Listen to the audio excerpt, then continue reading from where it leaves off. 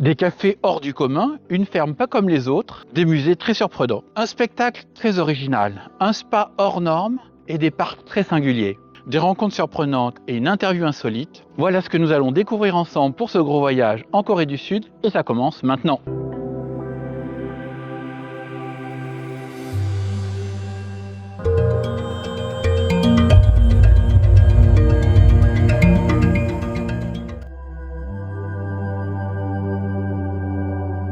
Bienvenue en Corée du Sud. Je suis Isidore Vivant et je nous emmène à travers le monde, hors des sentiers battus, pour voyager différemment.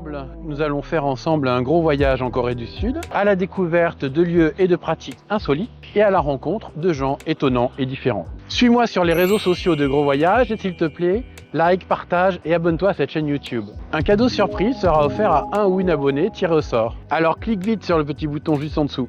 Et bien sûr, toutes les ressources et les liens nécessaires vers les lieux et les personnes rencontrées sont indiqués en dessous de cette vidéo, pour que toi aussi tu fasses bientôt un gros voyage en Corée du Sud.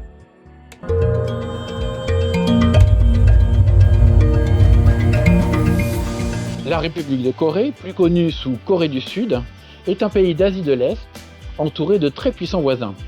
La Chine, le Japon et bien sûr son frère ennemi, la Corée du Nord. La Corée du Sud, c'est un pays à la taille équivalente de l'Islande ou de Cuba, mais avec la population de l'Espagne ou de la Colombie. C'est aujourd'hui le 12e pays le plus riche de la planète. On connaît surtout la Corée du Sud pour son industrie automobile et téléphonique, sa culture musicale mondialement connue, la K-pop, et son patrimoine traditionnel popularisé à travers des séries télé dramatiques. La Corée du Sud, c'est par exemple ça,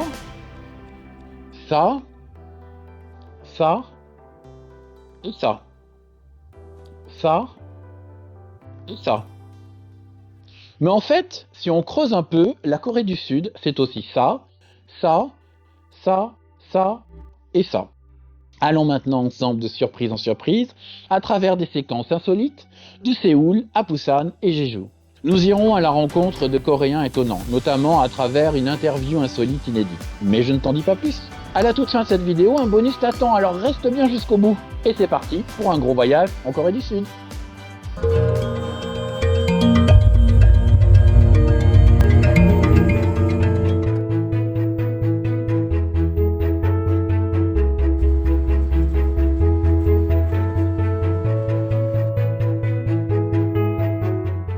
Les Coréennes et les Coréens adorent manger, d'autant plus lorsque la technologie est en cuisine ou dans la salle du restaurant.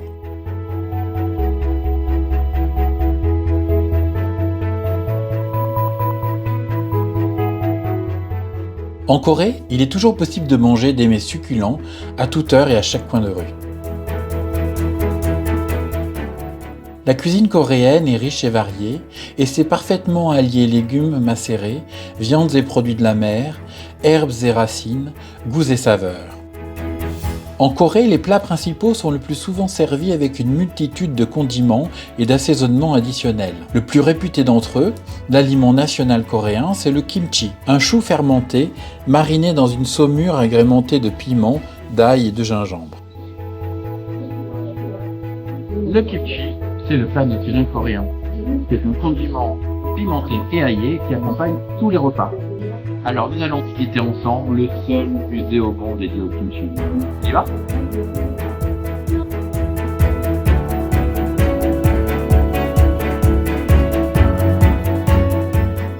Les Coréens sont tellement fous de leur kimchi qu'ils ont créé le Kimchikan à Séoul, le seul musée au monde dédié à ce plat unique, inscrit au patrimoine culturel immatériel de l'humanité.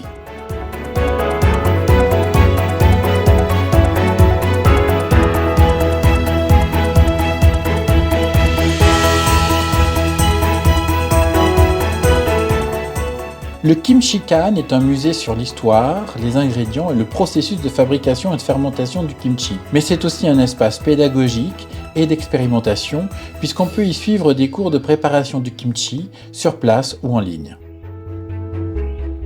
Des œuvres artistiques inspirées par cet aliment et le lien familial et social qu'il produit sont également présentées au Kimchikan.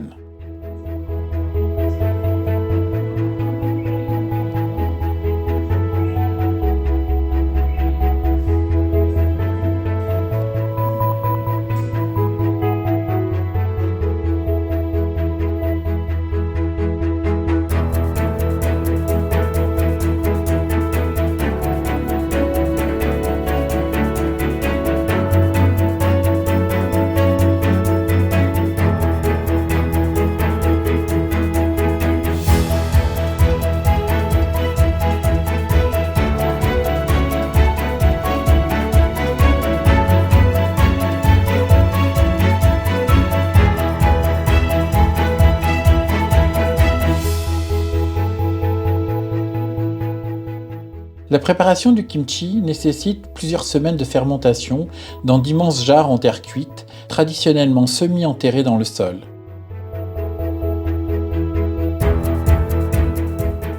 En Corée, chacune et chacun possède sa réserve de kimchi à la maison, y compris sur son balcon.